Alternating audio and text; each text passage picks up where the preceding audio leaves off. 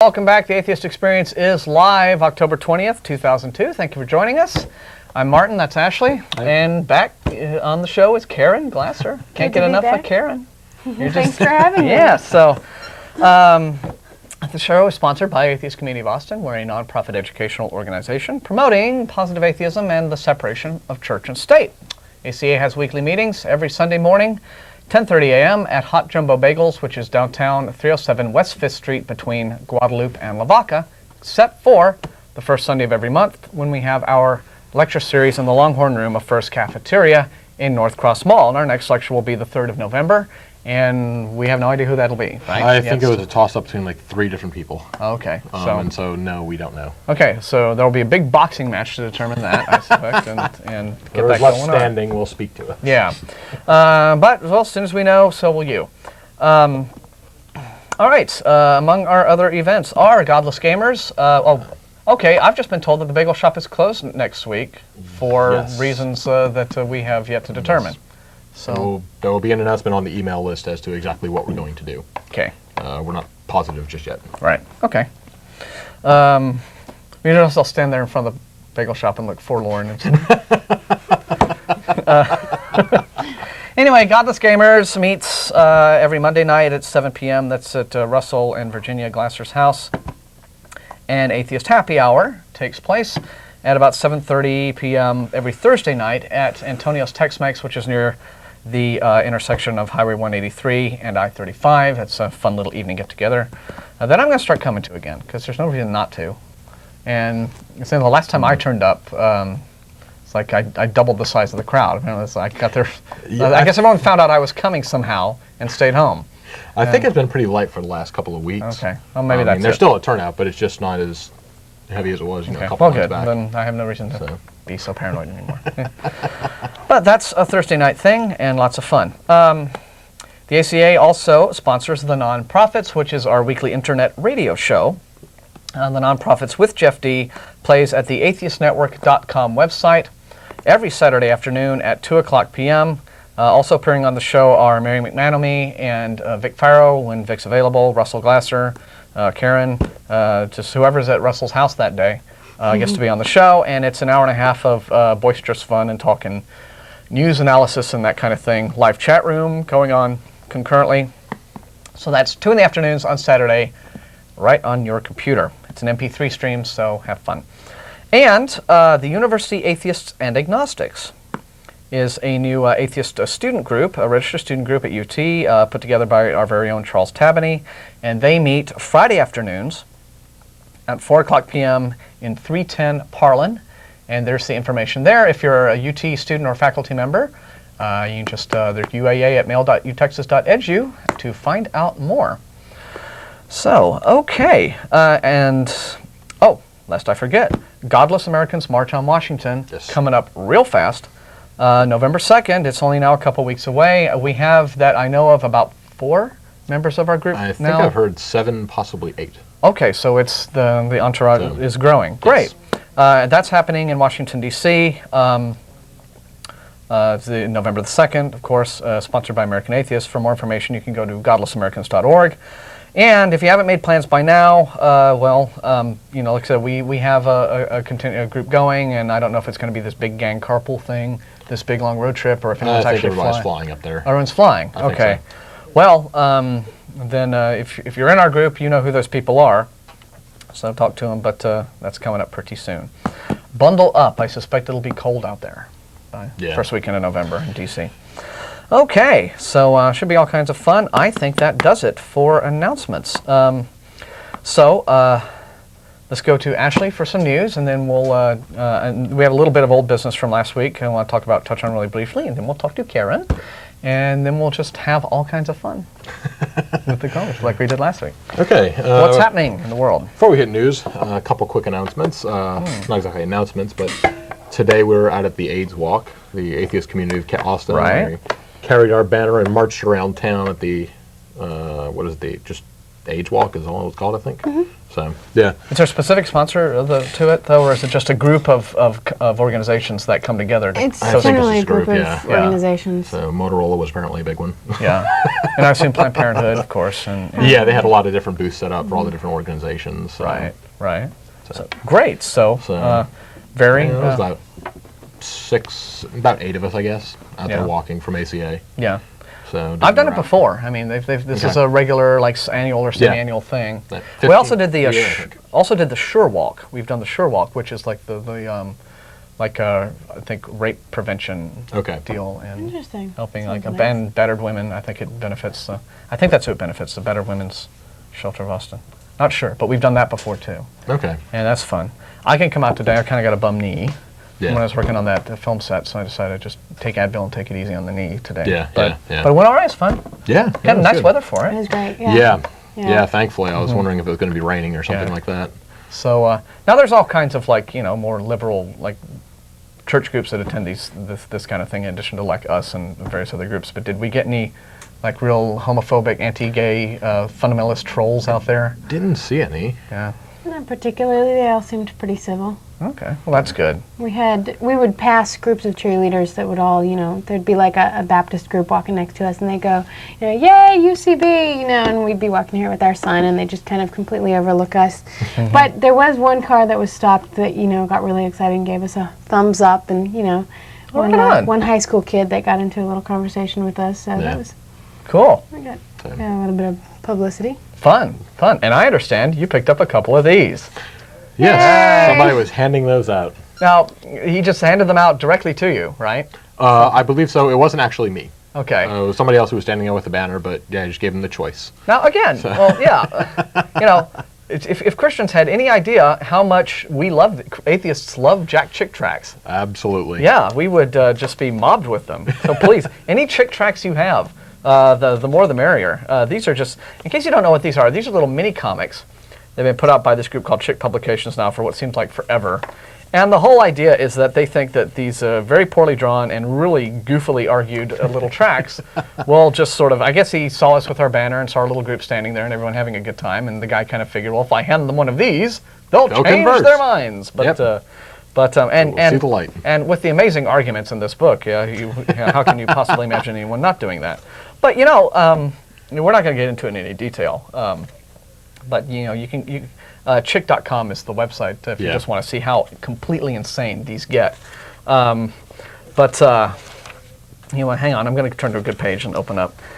Let's see, here we go. We've been asked by the control room to hold one up, and so we get like the nice drawing of everybody, like all the damned people like falling into hellfire forever and all that kind of stuff. There it is right there. There's all the people.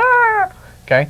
Like we were talking about last week on the show, we really pounded some collars about the doctrine of hell, right? Yes. How essentially what Christianity is this big spiritual act of bullying people, right? It's a threat. It's spiritual terrorism, really, is what it is. I mean, we have emotional terrorism. Yeah, it's what do you do? What do you do? What's it called when you have these demands? Yeah. And you threaten people with violence if they don't meet your demands? What's it called? Yeah. There's a big word. It's all over the news. Starts with a T. Well, that's basically what Christianity is all about, right? Yeah. It's this turn or burn religion. Convert to the faith, or you suffer eternal torment and hellfire and what have you. Some sects of Christianity try to reject the doctrine of hell, or they try to nice it up, like Jehovah's Witnesses. But this is the whole fundamentalist outlook, and it just that's what the Bible says. Yeah, and the Bible does support it. The Bible and absolutely, Jesus talk absolutely. about hell and torment, and you face the wrath of God if you don't do what he says. And it's just completely crazy. It goes against also the whole idea that this is any sort of a religion about love and hope, right? Yeah. Because if it was really about love and hope, Christianity wouldn't need hell, okay? Heaven would be enough. I mean, the sales pitch would be, hey, guess what? You join our faith, and, God will love you, and you get to go to this wonderful place, for all eternity where, there's all this great stuff, and it's happiness and paradise, and nothing's ever wrong. That would be enough. But why do they have hell? They have hell because Christianity has such a negative approach to human nature, and you see it in these cartoons, right? People are born into sin. You're like, from the moment you pop out, you're just hopelessly corrupt and bad and awful. Yep. You are completely worthless. You can do absolutely no good in your life. without God. Yeah. So because of that element, there has to be this fear element. They have to scare people into the pews. That's what Christianity's about, folks. Scaring people into the pews to cough up their cash. Yeah. I mean, that's a big element too. Yeah. But these were handed out, and so I guess thanks to the anonymous chick hander-outer, because these are just so fun. And what else?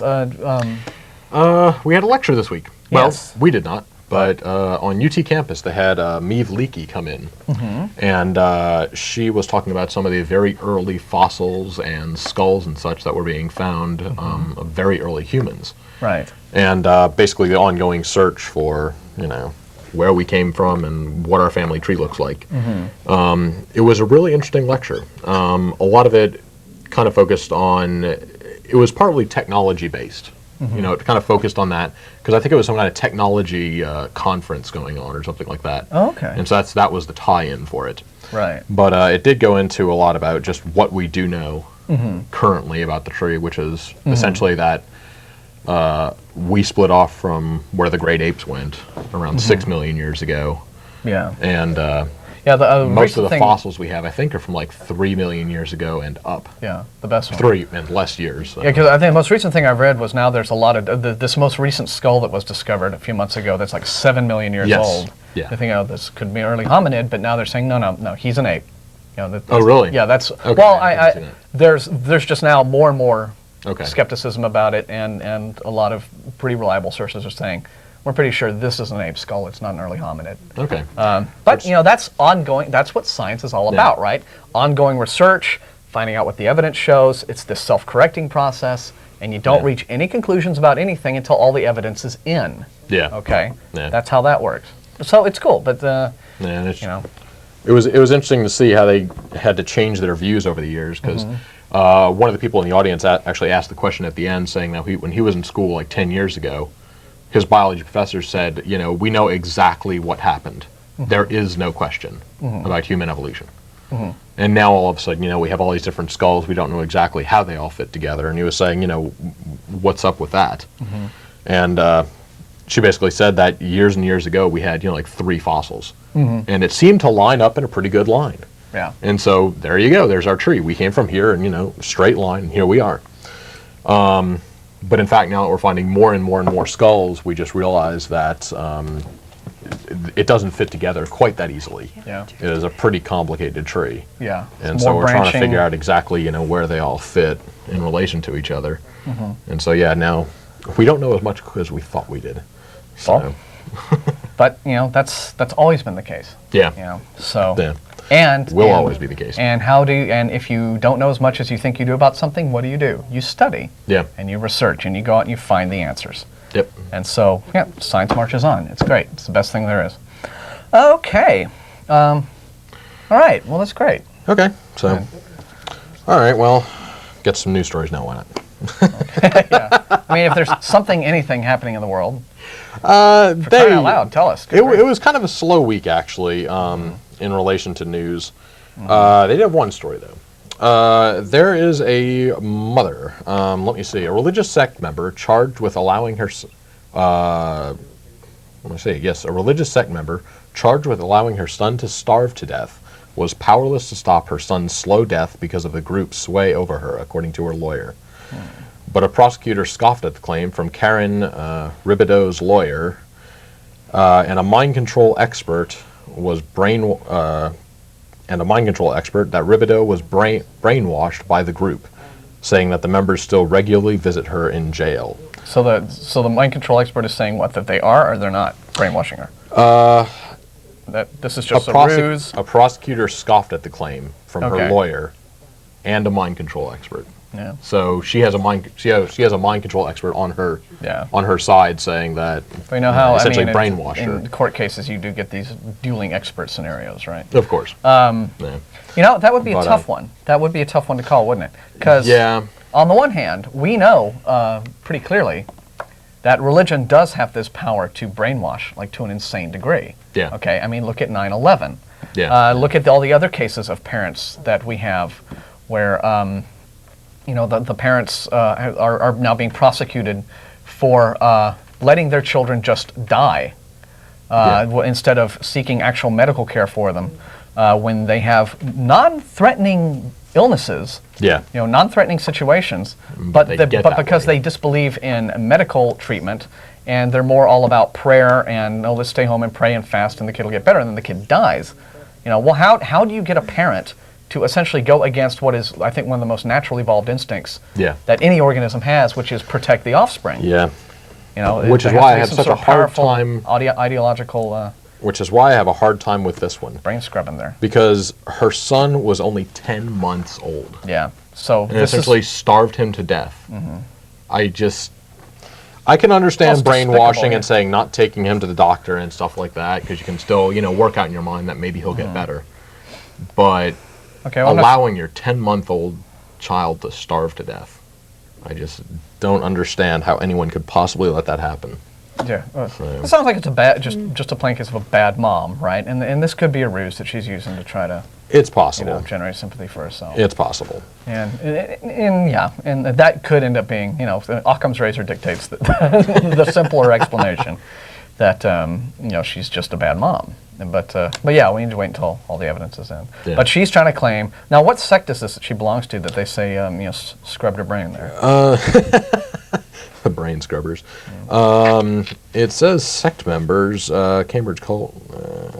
Didn't see in here actually if it said who the group was or what the religion was or anything like that. Well, gee, I mean, that'd be nice to know, right? So that people can kind of avoid that sect. Who testified that he was following God's instructions and thought a miracle would save the boy as solid food was withheld for 51 days. The body, it's this was group. A leader of the body. Okay, so this is like this is an ongoing case. Yeah, which rejects modern medicine, government, and science. Okay, well there we are. Because the idea that God created food in the first place for us to eat is not a big enough miracle. Yeah, of course. So could be a satanic deception. Exactly. I mean, because there's so many of those, right? Yeah. Crazy. Okay, so this is this ongoing case with these guys, the body, right? Yes. Yeah. Geez, okay. Yep, for withheld solid food for 51 days. So, so in that case, yeah, it probably there certainly is definitely some serious brainwashing going on, because we know these people have just demented beliefs. Yeah. But at the same time, yeah, I mean, throw the book at them by all means. I mean. And and I think that maybe America should be progressive like a country like France, and maybe start cracking down on like the dissemination of. It's tough. I mean, there are of course First Amendment issues, but I think that there must be something we can do when it can be actually demonstrated that particular belief systems can lead to. I mean, because we already have hate crimes legislation, right? And there are critics of hate crimes legislation that say, well, that's kind of like thought crime, right? I mean, you can't legislate somebody not to like gays or blacks or whoever they decide not to like for whatever reason. You can't, and you're like, well, yes, you're right. You cannot legislate the ideas, as despicable as they are. But if somebody takes those ideas and uses them as a springboard to like hurt other people, then you can definitely pass laws against that. You can, I mean, it's already criminalized, but you can certainly identify it as being a crime that was motivated by a belief system, and treat it as such. And what you're doing there is you're acknowledging that there are belief systems that are dangerous, not just kooky, but actually dangerous to others. Yeah. And seems to me that there could be something similar to it wouldn't be hate crimes legislation, but I guess it would just be the.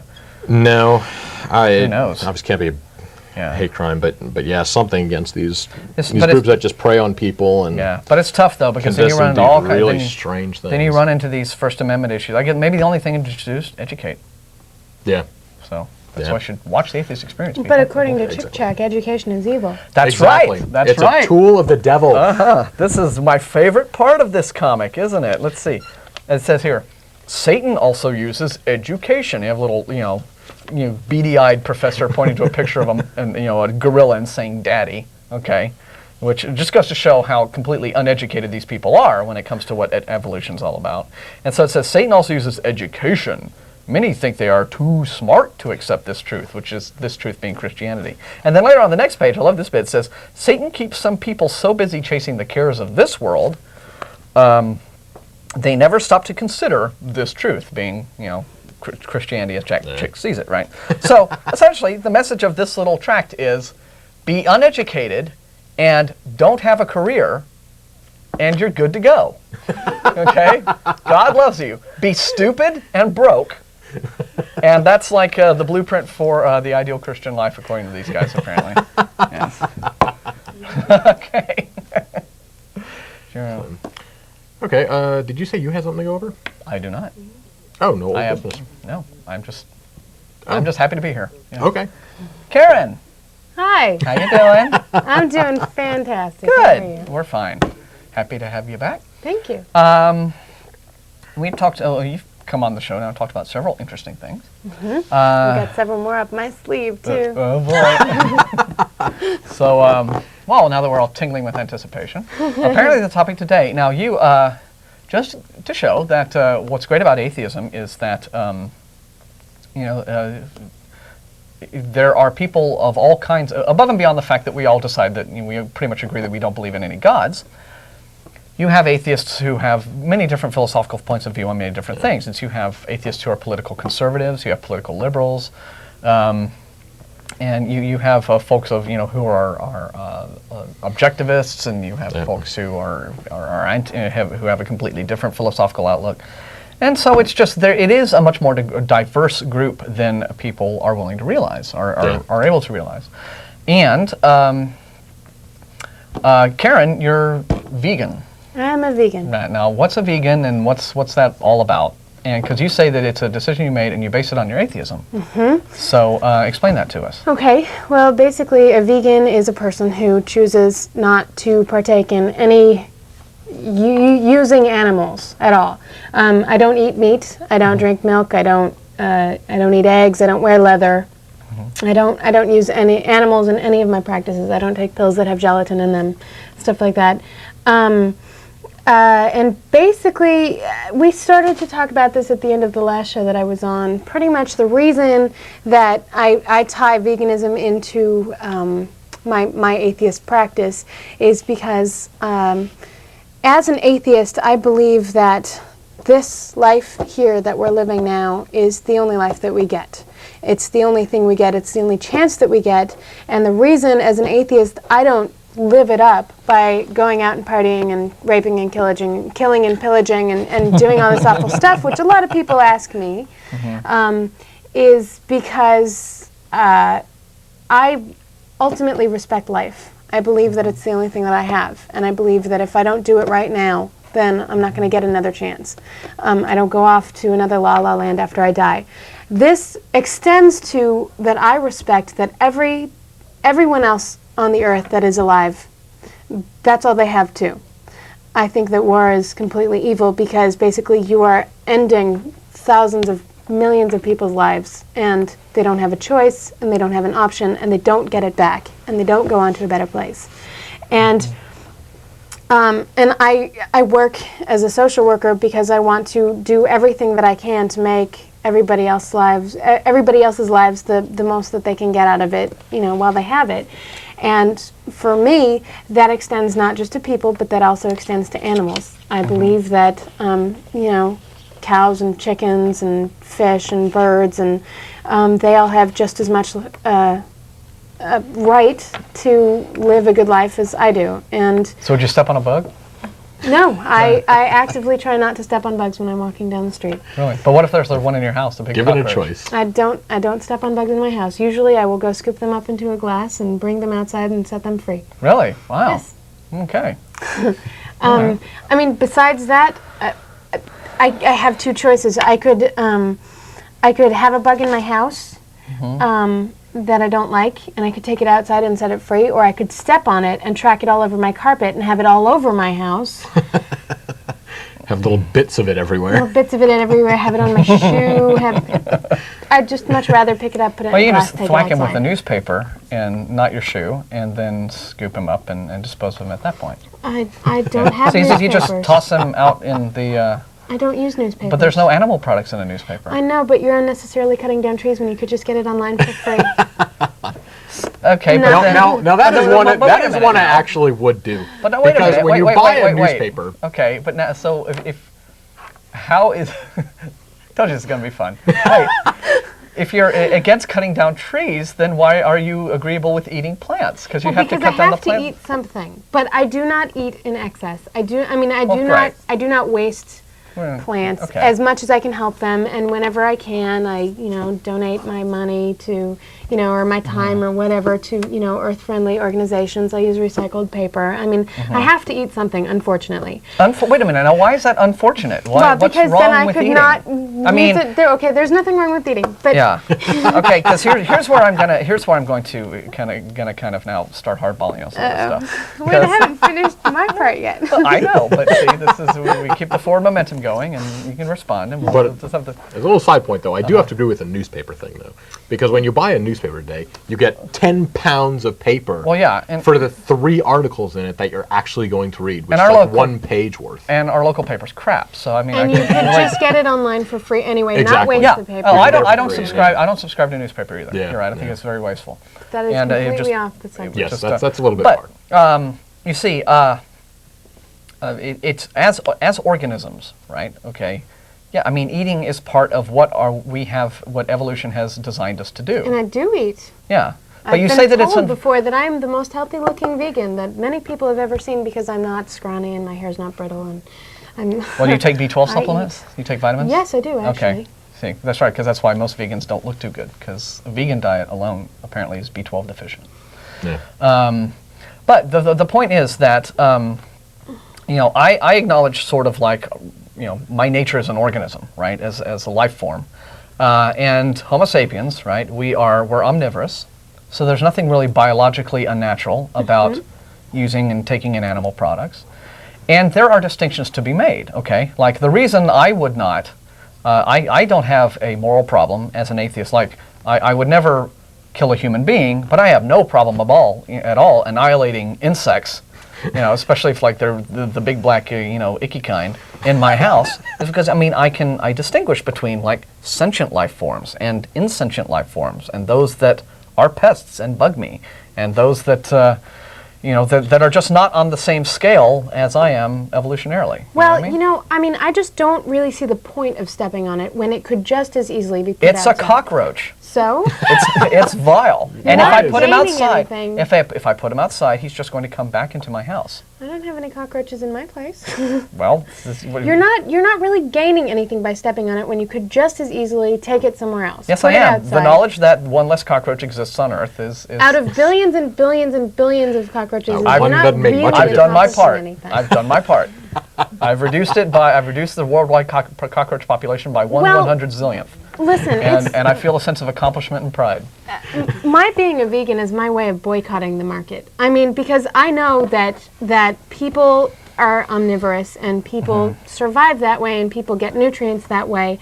But we've become so advanced. And if you wanted to argue, not to interrupt you, but if you wanted to argue about our culture and our fast-moving culture and people having lazy diets and eating poorly and not treating their bodies properly, I'm on the same page with you on that. Yes. Yeah. That wasn't quite my point, but that's very true. I think it's been determined that something like over 60% of the American population, the only vegetable intake they get at all, French fries.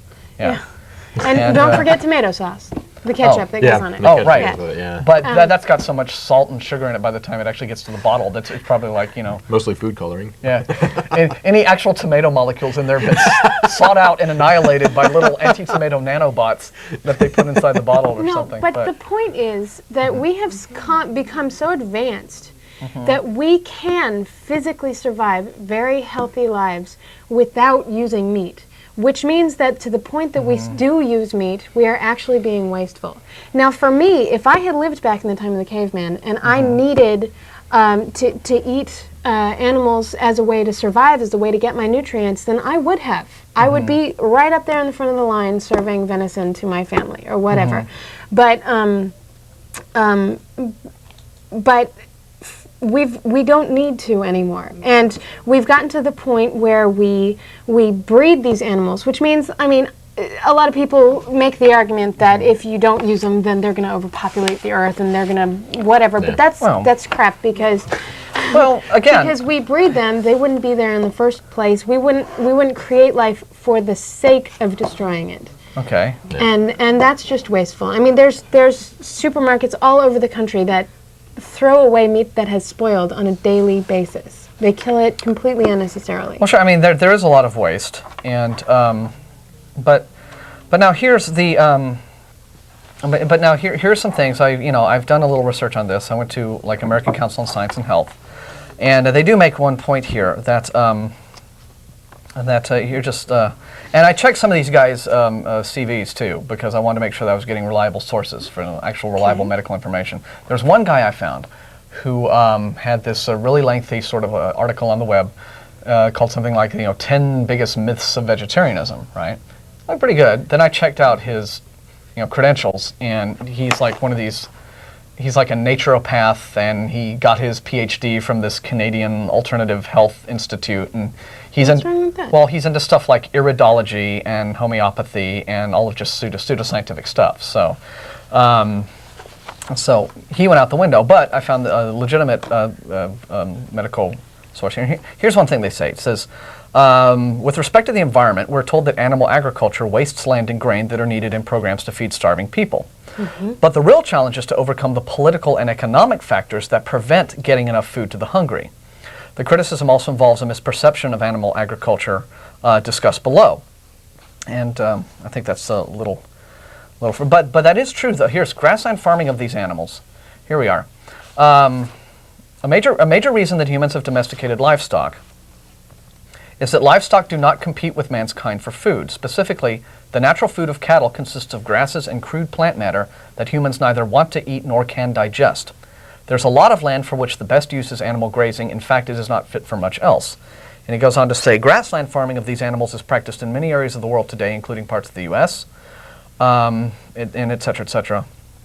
And if it says, high grain regimen for steers improves palatability in certain cuts, blah, blah, blah, but such feeding practices are hardly an indispensable requirement in the meat industry. If anything, the current market, which is demanding leaner meat, tends toward less grain feeding. And so some more of the natural grass and crude plant matters. So, but is that true, though, that there are political concerns? Like, for example, if you look at the most oppressed areas of the world where, like, you have actual famine going on, and actual starvation, you usually see things like very oppressive dictatorial governments keeping the people down. And this is a notorious thing going all the way back to, well, before this, but in the 80s when we had the very first Live Aid thing, which was let's get food to the poor starving Ethiopians, right? And Ethiopians became like, the poster children for, starving people with swollen tummies. And what happened was, Live Aid, they had this big concert, they raised like $75 million or something, bought all this food and shipped it to Ethiopia. Right, now the people are taken care of, and what happened was, it was stonewalled, the authorities just left it sitting on the docks. So it pretty much most of it, if not all of it, just rotted, because there was, there are political factors that are usually happening, much more so than just basic health factors or things like agriculture when it comes to either land being misused, food being wasted, people not getting the proper meals that they need. And I'm not saying that all this food was meat. I mean, I'm sure it was just all kind of different stuff. But it's wrong to just say, oh well, it's all the meatpacking industry's fault. That we have these problems with people not getting the right foods. All these political problems that are happening aren't necessarily strictly to do with meat itself being to blame. See what I'm saying? Mm-hmm. That's why that's not my argument. Okay. but you did though. I mean, you're saying that you most of you. Well, not specifically that, but some people's argument is. But you were commenting on the waste. For me, I believe saying that since we can survive on a diet very healthily, we can live long, healthy lives on a diet that is devoid of meat. But see, that's not true. Using meat, it is true, and I'm living proof. Okay, but here we are though. But see, let's go. Vegetarian diets that include dairy products are usually nutritionally adequate as long as care is taken to include good sources of bioavailable iron and zinc in the diet. And it says, diets completely devoid of animal products, vegan diets, may not be nutritionally adequate unless they are very carefully planned. And mine is very carefully planned, and Right. that is a very big point of mine. Yeah. But other people are not. Vegans should take supplements of vitamin B12 or eat soy products or cereals fortified with vitamin B12. They may also need supplements of vitamin D, iron, zinc, and calcium. So the fact of the matter is, it's just not strictly being vegan, that's not perfectly healthy because you do have to supplement the diet if you're vegan. Well, it And- can be done, but can be done. It can be done. I think the ideal diet, for ease of getting all the nutrients and stuff like that, is to have meat in the diet. But as a corollary to that, the amount of meat in the diet should be, incredibly less than what the average American has. Oh, well, sure. Like I said. And again, take one serving of our meat, and that should be about enough for about a week, typically. Well, I've heard that like so per we eat meal, way too much, which is why we're so unhealthy. my mom's just been, they've just learned she's diabetic, and so she has to monitor her diet. And like her doctor tells her that per meal, right? Like your meat serving really shouldn't be any bigger than a deck of cards. Yeah. That's like, right. So yes, I mean, people are wasteful. But you could say that about so many other things that people do, Yes, right? We're yes, wasteful with, of course. with especially in this country, with fossil fuels. Yeah. We're wasteful with our time. I mean, we're wasteful with, people are wasteful and lazy with so many things, and it's not surprising that diet would be one of those things. Yeah. It's easy So- and it tastes good. My point about being a vegan doesn't come from being healthy. I mean, I'm not a vegan for health reasons. You could tell Okay. me, I mean, and that is why I so carefully monitor my diet. And I do see a naturopathic doctor because he tells me what vitamins I'm deficient on. He gives me a regimen of supplements, and he tells me how to start getting these better in my diet so that eventually I don't have to take the supplements anymore. He basically coaches me on my diet. So, and the reason I do that is so that they can't tell me one day, listen, if you don't start eating meat tomorrow, you're going to die, because I don't want to eat meat. And it's not because I'm healthy, that's it's fine. because I can't eat the flesh off of another living being. Yeah, but that's fine. But again, there are. And as for the B12 thing, there are vegan sources of vitamin B12 that I could get into my diet without taking supplements. Okay, like. Like the only one I can think of offhand is miso. It's used in Japanese cooking. It's made from fermented soybean paste. Okay, well, so it's a soy product. It's a soy Yeah. product. Okay. Yes. Well, there you go. Specifically a fermented soy product. Right. Okay. Well, that's fine. But I think that there are people in the vegetarian and vegan camp. I mean, you're not one of them, who are really ideological about this whole thing and very fanatical about it all. And the problem there, and this is why I think many people in the mainstream kind of snicker at this like they do with any sort of other group. It's because just like fundamentalist Christians, right? They're the minority, they're the kookiest branch, but they make the most noise, and they seem to have the most resources to get their message out. Okay? That's like Pat Robertson doesn't represent all Christians, but he's the guy everyone hears from. Yeah. Okay? And so, and the mainstream gets this idea that, all Christians are as intolerant and hateful and stupid as he is. And so by the same token, I've heard, sometimes people, I don't know if you've ever experienced this, but you mention you're vegetarian or you're vegan, we poke little jokes at you, but that's just us. Very frequently. Yeah. But I mean, but I'm sure you just get some people thinking that, oh, you're one of these weird tree-hugging Militant PETA people. Yeah, who I'm a hippie. hang out in front of, you hang out in front of McDonald's in a cow suit pouring blood over yourself and singing laments and I would never pour cow blood on myself. That's disgusting and vile, and you have to kill a cow in order to do it, so it would just go against everything I'm talking about. Right. But I mean, even red paint or ketchup, but that would be wasting those tomatoes. There you go. Dang it. But anyway, that's interesting.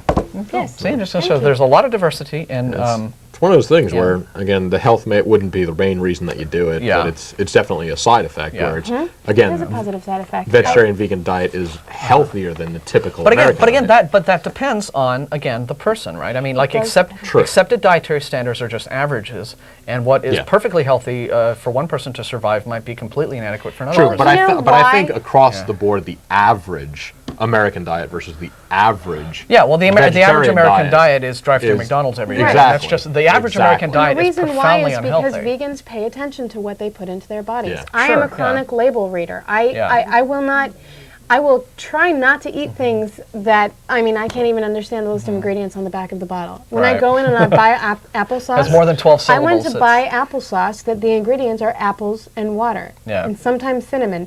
But if you buy the ones that are like, the first ingredient is sugar, the rest are all chemicals, and apples is like way down there on the list. Yeah. What's the point? Yeah. This is a live call-in show. We'll go ahead and put that number on the air and let some calls rack up while we're talking a little bit more. But yeah, I mean, it's though. I think I agree with you. I think people should be more responsible. Period. You know, and I try to watch what I eat very much. When I'm shopping, like if I'm buying meat, I'll always get like the 90%. I'll get the very leanest stuff that I can find, and then when I get it home, I'll trim off whatever's left over if there's even more fat on it, and I eat reasonable servings. And usually when I go out to eat, you know, and I love like Chinese restaurants with nice buffets because they always have like spinach and broccoli and all this stuff that I admit that I, as lazy bachelor, I'm not going to cook for myself, so I'm gonna, but I always make sure that I try to eat in a very balanced way, and then I exercise and take care of my body. But that's just a thing in general. You're right that most Americans just don't do. Which for me, again, also ties back into atheism, is the health benefit. Because now, see, my former roommate, she used to fear aging more than anything. She never wanted to get old because she wanted to be young and beautiful and healthy forever, which meant that her philosophy in life was to do everything because it's fun, even if it's going to make your life much shorter. Because then you have all the fun you can possibly stand, and you die young while you're still beautiful, and you're still able to basically you have a heart attack when you're 30. Strike me as being that crazy, but Well, that's because she lived with me for 5 years. Oh, I see. So, eventually, You're in for around. eventually I managed to. Well, I'd like to take full credit for it. I don't know if I did, but eventually she got to the point where she started to realize her own mortality, and realize that. Just hurrying it along, right? She's hurrying it along. And really, if she did pay more attention to her exercise and her diet, then she would live a much longer, healthier life. I mean, people now, at the age of 70, look much younger than they ever would have before. I mean, you can look at a 50-year-old and think, God, you don't look a day older than 40. Especially if they're fit, living it up. My response to that is, well, I mean, if this is how I look and I'm 50, then obviously this is what 50 looks like, and you should just get the hang of that, because people are taking so much better care of themselves right now. Yeah, but still not enough. We have like something, again, where the percentage of our population that qualifies as obese is just much greater than. I think it's actually recently been hitting a high point. It's like it's higher than it's even been in the last 10, 20 years, which you would think it would be even worse. And you're probably not going to meet too many obese vegans. No, that's very true. I mean, most of them, like you said, are kind of scrawny and ashen looking because they don't take their vitamins. But again, I'm very, very careful about that because, I've sat here and I've role-played in my head, what do I do if my doctor ever tells me, listen, you have to eat a steak tomorrow or you're going to die? I cannot stomach the idea of putting a dead cow into my mouth, chewing it and swallowing it. I don't think it's not really a cow anymore by the time it gets to that point. It's kind of been bisected. They don't walk the cow past and give you a knife and say, no, cut off a hunk. Yeah, there's like that scene in what's that, Douglas Adams restaurant at the end of the universe where they go through the restaurant. Which makes me wonder. And the cow walks by the table, introduces himself, and said, my rump is very tender today. Which makes me wonder how big of an influence that is. How many people that eat meat right now would actually do it if they had to be involved in the process? Oh, I know. Here, I don't want to know. Well, I've been fishing and cleaned my own fish, and I've done that too. And It's at one time did kill a chicken that I ended up eating. So I've done that. I'd rather not be part of the killing part. I'd rather sit back there with on a deck chair and watch. But no. Yeah, but I definitely think But that you're would right. definitely be very different if you had to walk down to the butcher's and buy the whole cow and bring it home and I butcher it up and stuff like that. We're not hunter-gatherers anymore. Yeah. We in fact, once civilization started up and we began to kind of get together in cities, we stopped being hunter-gatherers, and that's when agriculture developed. But that the biologically, our ability to be omnivorous, coupled with the fact that I think most people just think a nice big steak is awful yummy, is a thing that keeps it going. And which is the main problem I have. I mean, like I love the health benefits of it and all that kind of stuff. It's all great. The idea that you don't have to kill animals if you don't have to, that's wonderful. But even I'm sorry, a rack of ribs is really good once in a while. Look at it this way, because by being a vegan, I'm really not, and a lot of people think that my being a vegan is attacking them personally because they're not vegan. And that is not my goal. Like any good atheist, my goal is to educate people and make them think about it. Yeah, right. If they've thought about it, Ashley knows the health benefits. Ashley knows what's wasteful about it. Ashley knows all the good reasons to be a vegan. Still, from time to time, likes to have a steak because it tastes good. Now, I've seen, since you've been hanging out with me, that you will also spend a lot of time eating a vegetarian meal. That's very good. You know, you're willing to do that. It's because you broke that glass over his head that one time. You probably don't Anyway. eat meat in excess, but I don't know. Well, anyway, well, let's see. Go to dinner tonight and see the interplay. I know. Let me get that ribs. Yeah. Oh, sorry. Look, my broccoli. I mean, And like I say, I don't do that. Like No. I say, I mean, I have a lot of vegetarian friends, and I just okay, it's called. I don't rub it in. This show, by the way, we do tape. Atheist Experience Replay is our rerun show that shows at 4:30 in the afternoon on Tuesdays, right here on this channel. Find out more information about our fine group at that website down below, right there. And it is now time to talk to callers and see what they have to say about all this. So, And now, me eat cookie. now you've got to eat cookies. I've found some very, very, very yummy vegan cookies. Oh no! Cookies aren't supposed to have plants in them. You've That's had the- my vegan cookie. I have. Yes, I brought them to a party. Brownies and cakes and, stuff like that. Yeah, brownies you and have cakes. it. You've eaten all too. of them. They're quite good, aren't they? Why, you sneaky person, you. No, they were. Gasp, I knocked me over with a feather. No, I have. I've actually had a lot of your vegan entrees, your dishes. Yes. When you brought them up. They're great. You're a very good cook. Thank you. Right. I was going to tell. So, Tim is on 3. Let's see what he has to say. Hi, Tim. You're on the air. Yeah, I was just curious. I had a couple of questions, actually. But first, I guess I'll ask the young lady, Laura, is it? Keryn. Keryn, I'm sorry. Okay, now you say eating meat is wrong because killing other animals, they're living. Yeah, okay, sure. Now lions hunt, wildebeest. That's justifiable, right? Mm-hmm. So how would it be any different for humans hunting animals? Because humans do it in excess. Well, I've got 2 answers to that question. First of all, lions do it because they need it to survive. They don't do it wastefully. They don't do it in excess. They don't, kill a deer, take its hide, wear it around for fashion, and then, throw the rest of it away. And they're carnivores. They're not omnivores. And they're carnivores. Yeah. Yes, they need it. cannot eat I other believe vegetables. I am a cat owner, and admittedly, I feed my cats cat food because I love cats and I want to keep my cats healthy. And I've done the research. I know that dogs can survive on a vegetarian diet, and there are vegetarian dog food brands, but cats cannot physically survive on a vegetarian diet, sadly.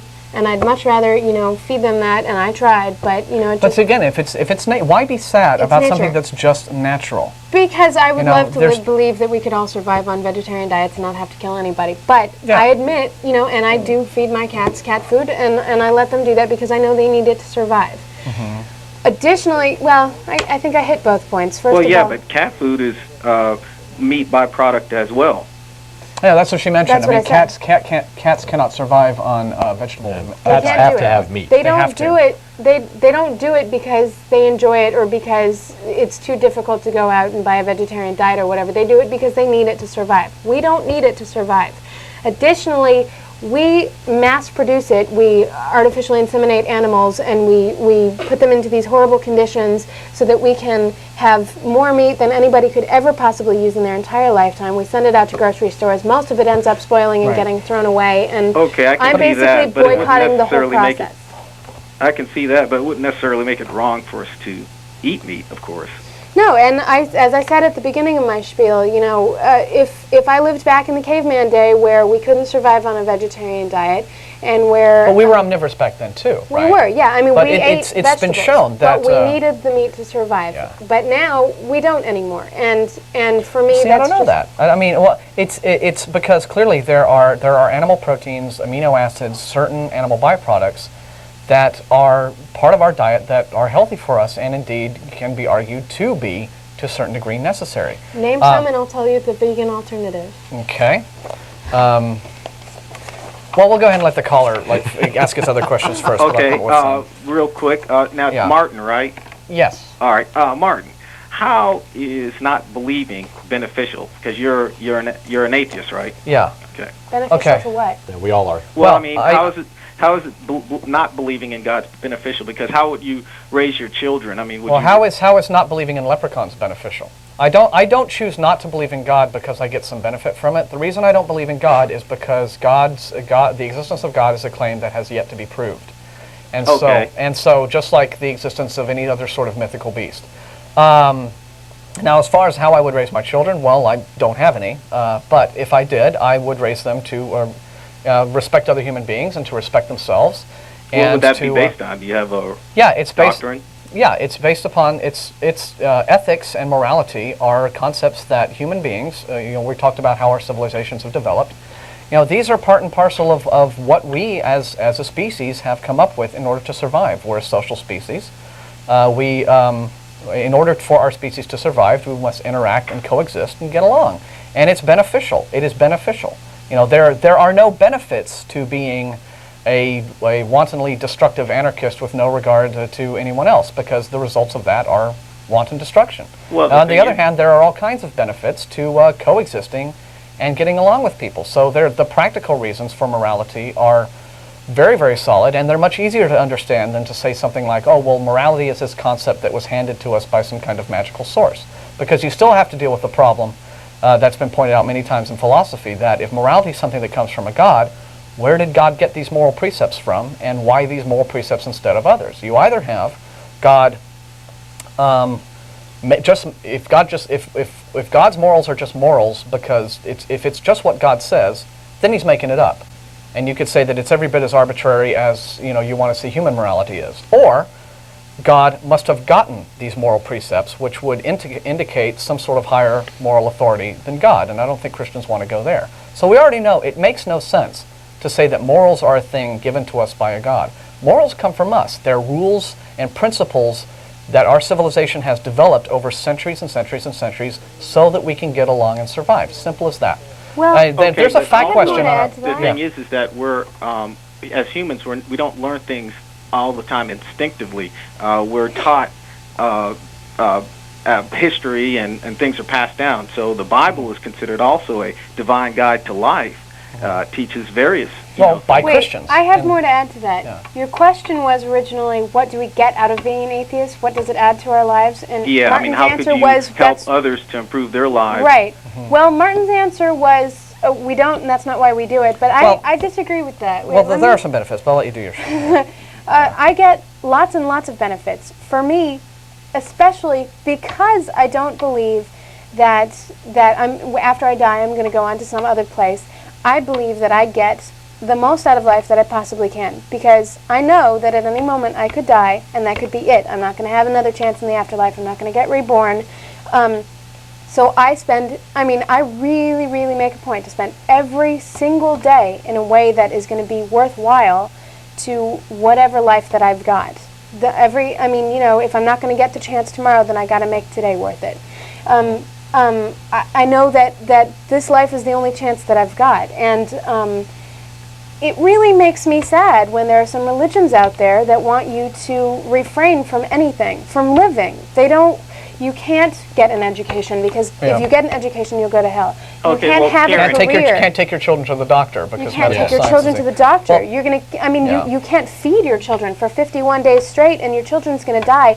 10 months old, that child didn't have the opportunity to live, and I think that is really awful. I'm not saying that all people that believe in God, by any means, treat it that way, but there's a lot of you can't have a party, you can't play games, you can't get an education, you can't get a career, you can't. This life, anything that's good in your life, you should feel guilty about because you didn't deserve it for some reason. But it's not just the whole feeling good part. It's just the whole idea that this life is simply a practice run for a second life. Yeah. And it really matters nothing above and beyond that. And I did get into this discussion with a Christian one time where I tried to point out to him that what's more precious? Okay, what's more precious? Something that is fragile and brief, and that you could lose unpredictably, or something that you don't ever have to worry about losing because once this one's over, there's another one that's waiting for you, and it's eternal. What makes something precious? You know, because again, I had this whole idea. This Christian was trying to sell me this idea that if you have no belief in heaven, or if you have no belief in any sort of divine rewards or what have you, then you know, life isn't worth living and it's not worth getting up out of bed in the morning. And I said, no, quite the contrary. There's every reason to get out of bed in the morning because, again, this is your life, and this is your chance to make the most benefit, not just to yourself, but to your community, to the people you know, your friends and family, and to leave a lasting impact on on this life, on this world, so that the people who come after you, will have just as good a world to live in that you do. But the thing is morals, ethics, and values are based on religion. That's where their foundation is. So not mine. No, that's not necessarily. In fact, true. Have you read Aristotle? Have you read any of the Greek philosophers? There are many moral precepts. In fact, Aristotle was a Jew, though. What? Dude, Judaism didn't exist when Aristotle. You need to study some history. Are you kidding? Aristotle Moses was Greece. A Jew. Moses was a Jew. Yeah, Aristotle was Aristotle was Greek. 4,000 years ago. Aristotle was Greek. Okay, so you're clearly not in. Aristotle was a polytheist. Yeah. Greek is his nationality, but Greek isn't a religion. No. No. Aristotle lived in ancient Greece before Judaism, when the ancient Jews were just living in mud huts and on riverbanks. Okay? Well, then what you're saying is contrary to. No, you're not in history. possession. You're not in possession of the To facts whose when it comes history? to history. I don't think you've read history. Well, then You how certainly- far back does Moses date? I don't know that there's any evidence that Moses was actually a historical character, but we know Even if he Aristotle was a was, historical character. Yeah. But the point Well, is then that how would you moral say that precepts. Aristotle was a historical character? Moral precepts existed before and independently of religion. Moral precepts came along at the same time civilization came along. Now, it is true. Now, how would you prove that? Again, read your history. Okay, I'm not a historian. Animals have similar concepts that we do for morality. Yeah. They have instincts. Well, We don't? yeah. So do we. People don't have instincts. Yeah. But Yeah, I animals mean, do. they're And We you have still eat far an more animal, than that. We have probably. intelligence. So Yeah, intelligence is our niche, and so we have able to hone and refine our instincts. But that doesn't. But again, now it is true that religion was a very early organizing factor in civilizations because they were the rulers in the earliest civilizations. Going from Mesopotamia all the way down through the Fertile Crescent into Europe, and it is true. And a lot of those religions, right, laid claim to these moral precepts, but the moral precepts already existed prior to the time the religion did. Okay, and of course there are a great many religious moral precepts that were practiced back then that by today's standards we would find absolutely horrible. Yeah. So again, it all has to do with what is, again, like Aristotle said at the very beginning of his Ethics, is what can you describe as moral? And you could say that which maximizes happiness, but not just for the individual, but for the culture and for the people around you, and that encourages the continuation of your culture in a healthy, positive fashion. Yeah. But there are all kind of sources that I could give you to just. well, tell me this: what would you say to a victim of the 9/11 incident to be soothing or comforting, or give them some type of assurance, being that they're already in a tragic situation? How would it be beneficial if you're an atheist and you were experiencing this? Well, you wouldn't be able to pray, or the nice thing about When you say hang a on. victim of the 9/11 incident, they're dead. You can't say anything to them. Well, let's say I'm assuming you mean the family. Families, right? Okay. Families. Okay. Well, the first thing, the benefit. Well, first off, it would be a lot easier for me to start off with because I would not have to spend several minutes explaining why my all-powerful invisible friend allowed this horrible, tragic event to happen in the first place, and why he didn't stop it, and why he never seems to be there when you need him. But I would tell, first off, I would of course express my sympathies and my condolences, and whatever support they ask for, whatever questions they would ask me, I would tell Russell gave a speech about this after 9/11 when we had our secular memorial, the first one last year, and talked about how is it that atheists deal with death, and it's very interesting that you realize that it's the impact that a person had during their lifetime. And you take that with you. And that's how people can actually acquire a sense of immortality. It's by the impact that you have upon the lives of the people who share your life at the time you're around.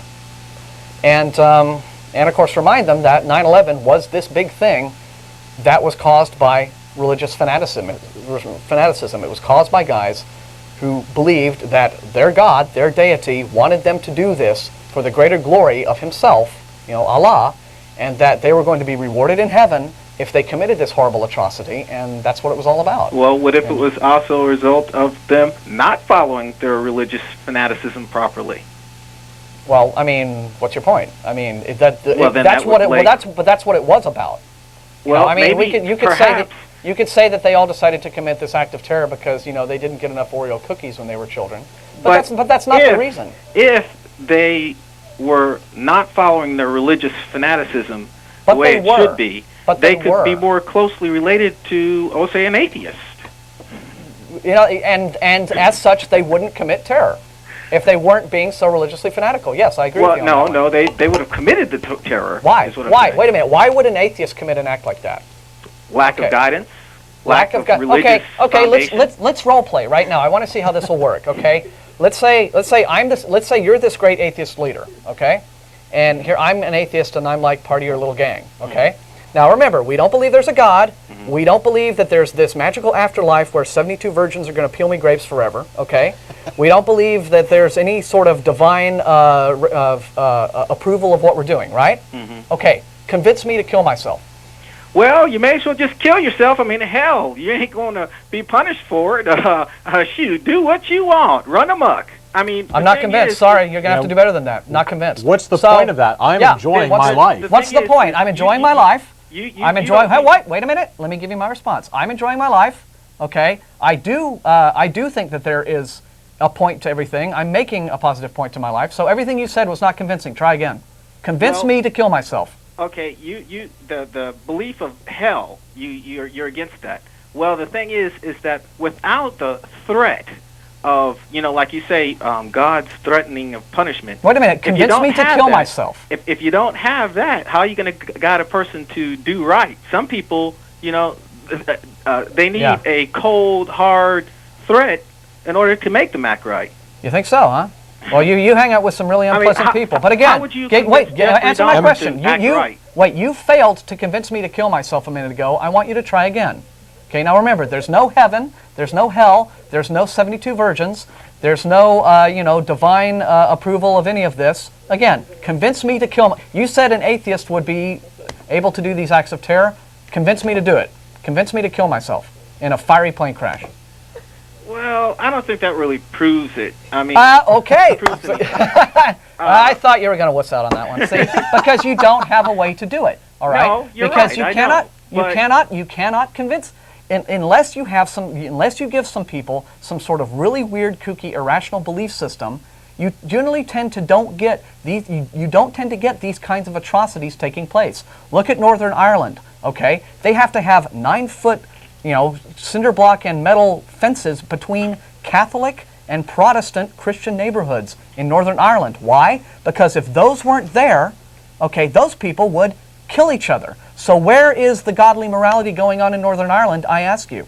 Well, what are the factors that are causing them to fight to begin with? They don't like each other. Catholics and Protestants don't like each other because each one thinks that they're not the right kind of Christian. Well, that's the result, but what's really the cause that's causing that? You tell me why the simple fact that they are Christians and they have God and Jesus in their lives, whatever caused it, isn't preventing them from doing it now. I would assume that it's something that's shallow. I don't. I have to read up on the history of Ireland. I'm not really familiar. Well, that's what they're doing. That's what they're doing over there right now. You there have could Catholics, be other catalysts. Catholics and Protestants at war. Okay. It's obvious that God and morality and religion isn't stopping them from killing each other. And whatever the reason is, whatever the catalyst or the initiating factor was that started it, the fact is, as Ashley pointed out, their beliefs right now and their God and their relationship with Jesus, whatever it may be, it's not stopping the violence. Yeah, well, it's not making them take this. So again, this whole idea that no morality without religion kind of goes out of the window when you see very devoutly religious people doing these kinds of things. Well, you can't blame the religion for people's lack of following it to its. They are following. They are following their religion. Yesterday, on the radio show, we talked about an issue in Atlanta, Georgia, where there was a church that publicly flogged children in front of the congregation during church because that is what the Bible told them to do. That is how they are taught to teach their children. That is encouraged, and it is God's word, and they flog their children and beat them publicly. They are following their religion. And you could say that their interpretation of the scripture is completely whacked out and what have you, but the fact of the matter is that, yeah, these people who do these crazy things are following their religion the way they see it, and whether it's the Islamic terrorists on 9/11, whether it's these Catholic and Protestant factions in Northern Ireland, whether it's the Vatican back in the Middle Ages with the Crusades and the Inquisition and the witch burnings and the blood libel and the this and the that and the other thing, you just, this whole idea that religion automatically makes you a morally superior person simply isn't borne out by history or even current facts. Well, but listen, we appreciate your call. We're running out of time. We got a lot of other callers lined up behind you. We do appreciate you calling. Okay. Call us back anytime, all right? All right. Hey, thank you. Have a good day. All right. Anyway. And again, now I can understand why people would arrive at the conclusions that he did when you're brought up in a religious faith that tells you, you can't, and again, we're not here to just, we are really going to hardball callers on this because I think it's an important issue. But remember, I just want it to be known, I appreciate all the callers who call us up and want to challenge us on things. And, that's what makes, good debate is what makes of course, the world go round. Steve is on line one. Let's see what he has to say about this. Hello, Steve. Hi, guys. Hey, you're on the air. All right. First of all, I'd just like to say, Martin, you're doing a great job there. I'm an atheist. Thank you. And, I think I got to be an atheist from watching this show. I just kind of, I've always kind of had my own beliefs, and I grew up kind of, first of all, I grew up Roman Catholic. And, I never understood the church or anything like that. I never understood their belief system. It all seemed kind of hokey to me, and somewhere around in high school, I became an atheist, basically. I just kind of threw everything off and said, I'm not going to church anymore. I'm just going to do my own things, think things through for myself. And I think I didn't call myself an atheist back then, but now I do. So anyway, but I'm a vegan, too. Hi, Keryn. And I just want to say there's some interesting parallelisms between veganism and meat eating and religion and atheism. Yes. A lot of meat eaters in particular, they come up with all these beliefs that aren't really founded on any sort of real scientific data to justify their meat eating. And so as a vegan, I come across all these sort of... So you're vegan too? Yeah. Okay. And as a vegan, I come across all these beliefs all the time, and I have to stick up for it. And of course, I have to go through what Keryn's going through now, which is trying to debate, the more scientific side of things. One of the things that religion says about meat eating, a lot of religions, in particular, say that God gave us dominion over the animals. And, of course, veganism, the vegans say, that isn't true. The animals exist for their own purposes. God didn't give them to humans to do whatever we want to them. We don't have the right to abuse them in any way. Just like men don't have the right to make women slaves or make blacks slaves. I'm kidding. In the Bible, actually, it says that man has dominion over the animals. And it says that, wives submit to husbands at all times and all things. And, exactly. It's interesting. I'm sure you probably remember this, too. Because, see, any time you get, like, an argument and you have the two sides, right? And then you get the extremists on the fringes of both, right? And I've heard similar points of view expressed by People for the Ethical Treatment of Animals about 2 years ago. You may remember this. In Dallas, they took out these billboards all along the freeway informing people that everybody should be vegetarian because Jesus Christ was vegetarian. I remember. Yeah, I heard and that's pretty much when PETA went off the deep end for most people, I think. that pissed off both atheists and Christians. I mean, they managed to kind of offend pretty much everyone mutually on that regard. So I do think that you should hasten to point out that when you do hear anybody can take can take something that, for example, is a preference and then turn it into an ideology, and then you can take the ideology and turn it into some fanaticism, And that's just, you never want your ideology to take you over. I've also in heard anything. people say you shouldn't be a vegetarian because Hitler was a vegetarian, Ah, which is a That's big incorrect. lie. Hitler's Yeah. idea of being a vegetarian was occasionally having a side of vegetables with his steak. And Yeah. still, what kind of argument would that be? I mean, does veganism It's all of a a sudden silly one. turn you into a Nazi or guilt, something? it's guilt by association, right? By the time someone has gotten to where they're going to make that kind of an illogical argument in the first place, They're really all reaching. completely all gone.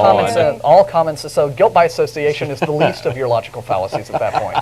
Actually, publicly, Hitler was pro-vegetarian, but privately he ate sausages and other things. All of Publicly, his general. Hitler's doctor told him he needed to become a vegetarian for health purposes, and he complied with that by occasionally having a side of vegetables with his steak. Yep. Little sprig of parsley on top. Yeah. But again, isn't it funny? Like everybody wants to bring up like the world's baddest guy anytime they have some sort of ideological yeah. point they want to make, right? well, everybody wasn't like, Hitler was like Hitler's so useful. Hitler wore cotton polyester blends, and so that Wasn't Hitler a Christian, by the way? not I think that he was right? raised I don't know Catholic. which- I thought he was Catholic. Well, he was He was raised raised that Catholic. raised Catholic. He rejected traditional Christianity, but he remained very superstitious and oddly theistic in his own way. Yeah. I mean, he was very fond of Wagner operas, particularly Parsifal, which is the whole quest for the Holy Grail story. And Okay. Parsifal was the holy knight who found the Grail and all that kind of stuff. And he, in fact, saw himself as this kind of quasi-religious medieval figure. I have a great many History Channel, A&E type documentaries where he's giving his loud, boisterous speeches, and he's talking about how, and God this and God is smiling on us for that reason. And when they tried to blow him up, he survived. He said he was saved by providence. So yeah, I mean, he had all kinds of, his own theistic justifications for his own mania. Right. But now we're kind of getting a little off topic. But I also want to say, about the lion example. I guess the lions eat other, they're carnivores and everything. And why aren't humans? Why doesn't that justify humans killing for meat? And the answer to that, of course, is that lions, like you said, Keryn, it's instincts. They have to do it. It's survival. There is no choice in the matter. They can't walk down to the grocery market and say, okay, I want to get some vegetables or something like that. They don't have the intelligence to determine that. They don't have the capability of making that choice. Humans do have. But they're that also, capability. biologically, they're carnivorous animals. Yeah, They're they need it. That's Yeah. their evolutionary niche, and that they wouldn't eat Humans, a plant however, if their life depended on it. It also goes back to the waste. Also, again, I mean, how much how many animals we kill for our diet, versus the lion kills something, the entire thing is frickin' eaten. Right. There is no waste. And so if a family, again, in our hunter-gatherer days, you go out and you kill a rabbit or a deer or something like that, it's spread them out. It's spread around the entire community. I mean, everything Yeah. is used. I don't have really any problem with that. Yeah. But again, yeah, just mass killings, for no good reason. But someone has brought up before, right, that there are, human beings don't need to be doing this anymore, right? Yeah. Well, there's a lot of things we don't need to be doing, right? I mean, we don't need to be having television shows. We don't need to be driving around in But cars. then again, when this you one's can- a bit more serious, though. Well, but what I'm saying, killing it. But what I'm killing saying things. is, but what I'm saying is, right, that if just because we're no longer hunter-gatherers doesn't mean that the instinct isn't really still True. there. True. And it does. And again, biologically, as a species, we are omnivorous in what we are able to eat. Now we can make the choice to do one way or another, but I think that the real negativity needs to be laid down on the waste that, like you talked about, on people who are just lazy and uneducated and just not being responsible about their lives. But from a health standpoint, I think just moderation in all things, right? A good balanced diet is the way for most people. It's the way to go. A little bit of meat, vegetables, have some fruit, I believe dairy. you can get a very moderated, balanced diet. In fact, the PETA website is so good to provide a new 4 food groups list, in which you can totally balance out your diet for your, you've got your fruits, your vegetables, your proteins, and your carbohydrates. I mean, you've got, for proteins, you've got legumes, you've got tofu, tempeh, nuts, lentils, beans. Right, and actually the American Dietetic Association back in 1997 wrote an official position paper on vegetarian diets, and they actually have their own food pyramid for vegetarians. And in an internal memo, actually, they said this one is what people should be getting, but we know most people aren't going to buy that, so we better put out the other meat-eating food pyramid and put oils and fats at the very, very top where there's nothing there. Oils and fats are a very important part of your diet, too, especially for me. I do make a point and go out of my way to get a certain amount of, nuts that are high in fat, tofu, avocados, black olives. They're all good fats, and if I don't get enough of those, I mean, as a vegan, I am actually at risk of not getting enough of those, and I have to monitor it. Other people don't have that problem. The American Dietetic Association, in their official position paper on vegetarian diets, makes the statement that vegetarian diets are actually healthier than meat-eating diets, that they actually promote longer lifespan in general, and during that long lifespan, you get less diseases, less incidences of cancer, heart disease, diabetes. Chronic degenerative conditions are extremely lessened. Okay, here's what the American Council on Science and Health has to say on that. It says animal fat has been singled out as a culprit in the development of cancer, yet studies show that very low-fat diets as well as high-fat diets are associated with a greater incidence of some forms of cancer. In addition, it says research has demonstrated in the presence of cancer antagonists, conjugated linoleic acids, in milk fat.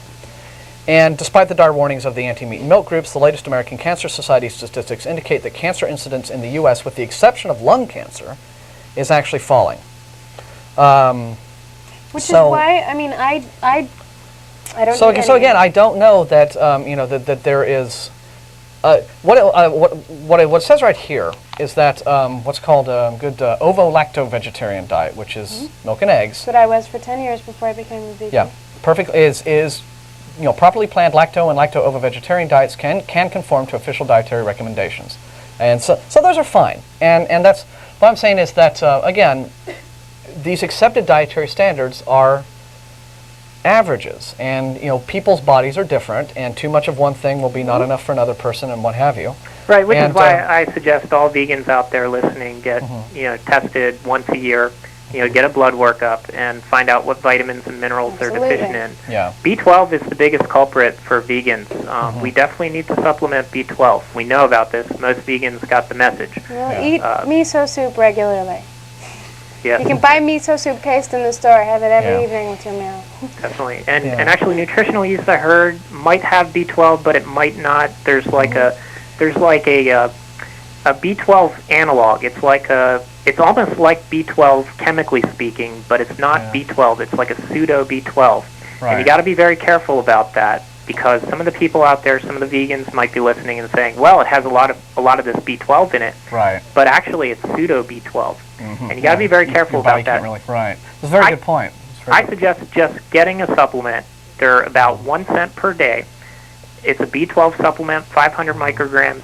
That'll be enough. I mean, you don't even have to take that every day. You could take that once a week at 500 micrograms. But I suggest taking it every day. It's about 1 cent. And there goes that issue. Yeah. As far as meat eaters, the people that eat meat, actually, there have been lots of studies, and many more vitamin deficiencies. They have a lot more to worry about. Well, especially if they are eating like cheeseburgers exclusively. Exactly, because the exclusion of all else. Because the American diet is typically a big old steak with a sprig of parsley on top, and there's your salad. Or it's a quarter pounder with cheese and fries. Yeah, exactly. But there are other than. It's not just the inclusion or exclusion of meat in a particular diet that is this particular factor determining how healthy the diet is. It could be other factors, like are you eating one thing as opposed to all other things? Yeah. Is the kind of meat you eat like the highest fat content possible? Yeah. Which is and is it deep fried? As opposed to I mean, so there are many factors, and it's true overall. Most Americans are very lazy in the way they do it. We appreciate your information. We kind of need to go ahead and truck along to the rest of our callers now, but thanks a lot for calling. Could I just make one more? Sure. Okay. This has to do with kind of like atheism and veganism in particular. A lot of the religious organizations will say that, well, we don't care about animals because they don't have souls. Yeah. Okay. And so it's okay to pick on this Neither group do of... they. I didn't hear that. Neither do they. Neither do they. Yeah. Yeah, and I just think that is totally bogus. There's, Yeah. I mean, Well, first of all, define it's a disgusting, soul. right? I mean, it's this reprehensible sort of, it's not just anthropomorphism, it's People arrogance. really talk about it the same way that they used to talk about blacks in slavery. You know, Right. Yeah. it's a good thing because without our protection, they would be out in the wilderness on their own with they no one to couldn't take possibly care of them. survive. They can. Yeah. Well, no, I mean, animals kind of have it figured out, right? I mean, again, we all species have we have our instincts, and we are Well, evolved. even so, I mean, it is entirely possible that if we weren't here breeding cows, keeping them in captivity, and causing their lives, they might, as a species, actually die out. Possible. But then of course we they wouldn't be domesticated them to living- be the way right. they are. But that would We be have. We've domesticated. Yeah. But I mean, even so, if that is the case, then it is these- even that more wasteful to cause their lives in the first place when they wouldn't have had their lives otherwise. Yeah. Okay, and also, And okay, this got to be real quick. yeah, this is really quick. It's not whether they have souls or whether they're sentient enough to have like a conversation with you. What determines their worth is their capacity to suffer. They can suffer just as much as you can. If you step on a dog's toe, Experience you know fear. Yeah. from personal experience that they're going to let out a big holler and they're going to scream. You know that if you put animals in horrible conditions, then they're going to go insane. And this is what most of the animals do in our modern meat-producing industry. Again, I don't know. fact, I know hear that people they're- who own a dairy farm. They they treat their animals very well. They're not Right. like cramped. Right, but they're if very you are small going to have percentage. milk and eggs, then Yeah. go organic. Yeah. I mean, But that is if- a very good compromise. Yeah, but again, if you have people on farms mistreating their animals, then that's but again, that's a different issue. That's But that's people mass not. production. That's Yeah. mass production. right. All of the animals are cramped and all that stuff. Anyway, I'll let you guys. Yeah. Okay. Well, Yeah, thanks a well- lot for your call. We appreciate it. If you want to talc about it more, show up at the bagel shop on Sunday morning. Not next Sunday And morning. we really want to move because on. We want to try we're to not get having a bagel to shop, but a few more calls before get everyone a chance. The phone lines are open again. Please call in. We'll try to. We only have 10 minutes, but we'll try to slip them in here. Scott is on line 3. Whoops. Oh, I thought that guy was never going to shut up. Sorry about that. We appreciate your holding, man. Sorry. That's okay. Anyway, the reason I was calling is, I appreciate what you guys are doing and all, but I'm specifically a meatitarian. I eat only meat. I believe the word would be carnivore. Yeah. Carnivore, yeah, but or the word for you would be herbivore, but you're a vegan. No, because I eat more than just herbs, but You're a But herbs are very good on top of them. herbs are very good on top of my vegetables. Yeah. Anyway. Vegivore. I'm a meatitarian. I basically eat only meat. Okay. And, Well, That's also not a very healthy diet. but Hot dogs rarely do Not it. a healthy diet. But Yeah. if you want to do that, though, I mean, people have choices, so go for it. yeah, I mean, I see nothing wrong with it. Oh, you probably subscribe to the Atkins diet, don't you? The who? Oh, I guess I've not, heard then. of Robert it. Atkins? Yeah. Okay. Is that the one? I don't do No. diet. I thought he was like one of the most famous I just people eat these a lot days of who meat. actually died of a heart attack recently. Yeah. Oh, really? Yeah, and I've heard of the Atkins. Yeah, the Atkins diet is not very good. So. Yeah, I basically, All right. I basically do it because the Bible, teaches that if you eat, only meat, you won't go to hell. It's right by the verse that says you should openly flog your children. Oh, good. Okay. It's right. You look at it; it's in there. And Okay. Okay. I don't usually subscribe to the tenements of my anti-religion. So in other words, you're saying it's in Deuteronomy then?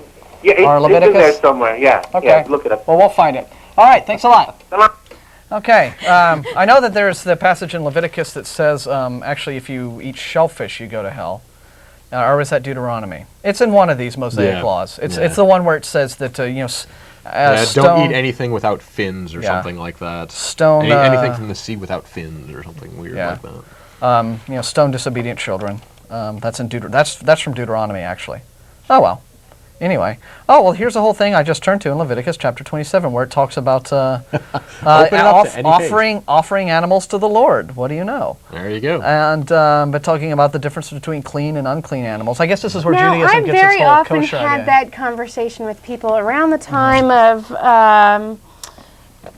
I can't remember which holiday it falls around, but the whole story of Abraham sacrificing his kid. Yeah. Well, God's little joke. and then when they tell this every year at temple, they very often have interesting poems and stuff that people have written from the different perspectives of the different people involved in the story. And I always wanted to write one about that unfortunate ram that happened to wander up at that moment. Who, when God said, This kind of sucks. in fact, I think I did write one eventually. I don't remember. Who, God says, all right, you've proven yourself. You were just about to kill your son. Now I'm going to let you off to kill that ram for me instead. This poor ram. What?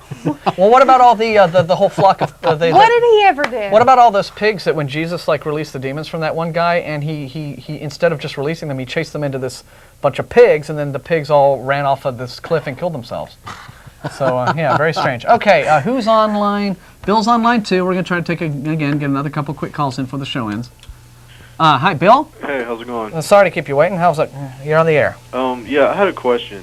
You mentioned Aristotle and Plato earlier, and I was wondering, I don't know if it was Aristotle or Plato, but he said that the concept of God, the fact that we think that there is a God, is a proof that God exists. I was wondering what you thought of that. That's Aquinas. That's who? That's Thomas Aquinas. Oh, okay. Early Christian. Yeah. Well, what are your thoughts on that? Well, I mean, essentially his point was the fact that we can even conceive of this being is sufficient enough proof of his existence. Well, I can conceive of unicorns and fire-breathing dragons and leprechauns, but that alone doesn't mean that they exist. You know, the funny thing is, once when I was in high school, I asked my rabbi, as we talked about on a previous show, I'm a practicing Jew as well as an atheist. I asked my rabbi, I said, Rabbi, is it possible that people were under the influence of drugs?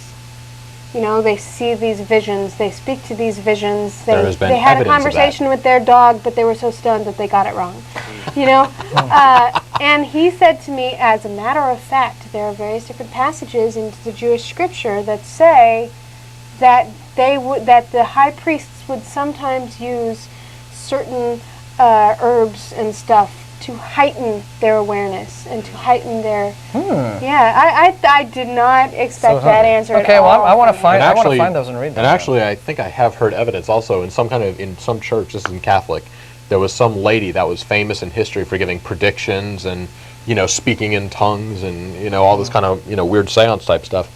And they eventually found that in the rocks that were used to build the church and underground, it was just certain gases that were basically leaking up through the rocks. So she was basically high, and just talking out of it. I want to learn more about that. So you think like all the religions of the world are based on priests that were intoxicated? I wouldn't go that far to say they're all like that. In fact, I tend to believe a lot of the stories like Moses. I believe that there was this horrible thing that happened in history. The Jews were persecuted and treated as slaves in Egypt, and they needed to find their way out. They found their way out eventually. Moses needed to lead them through the desert to go to a better place, and there was all this horrible stuff happening, and they were fighting amongst themselves, and he had to find. This is just a theory. So you're a practicing Jew, but you're also an atheist? Yes. I thought Jewish people believed in God. Not all of them. Oh, you don't believe in God? At least one doesn't. Yeah. No, I know quite a few. Yeah. But he had to find some way to help control his troops, help stop them from bickering amongst themselves, help them find a reason to keep going in the desert because there was this lost cause going on. It's entirely possible he went up to the top of Sinai to ponder amongst himself, what possibly he could, set down a set of rules and figure out what he could do to get these people to behave, and so that it's all speculation at this point, and so we don't really know. I mean, a lot of them could be. What does the atheist community? I mean, what are y'all trying to accomplish? Are y'all trying to get like the whole world to not believe in God, so we just want people to think about what they're doing, to live with other purpose. people? Yeah. Our organization is basically here as an outreach to people in Austin and the area who are atheists, to let them know there's a group here, and it's just to inform folks. We have this show where we debate with believers and just let people know what the. But are you trying to convert like Christians into atheists? No, I don't think you actually can technically convert. Even if you could, we wouldn't be about that, because what we want to do is just present people with the facts as we see it and let them think for themselves. We appreciate your call. We got to run. Thanks a lot. And you know what? Darn it, we got callers on the line backed up, and we have had such long, in-depth conversations. 1 minute left. We just can't get to Buddy or Stuart. We're sorry. Call us next Sunday because we're here every Sunday at 4:30. I really apologize. But it's a good show. Thanks a lot Thanks for having input, me back. Keryn. It's always fun to have you on the show.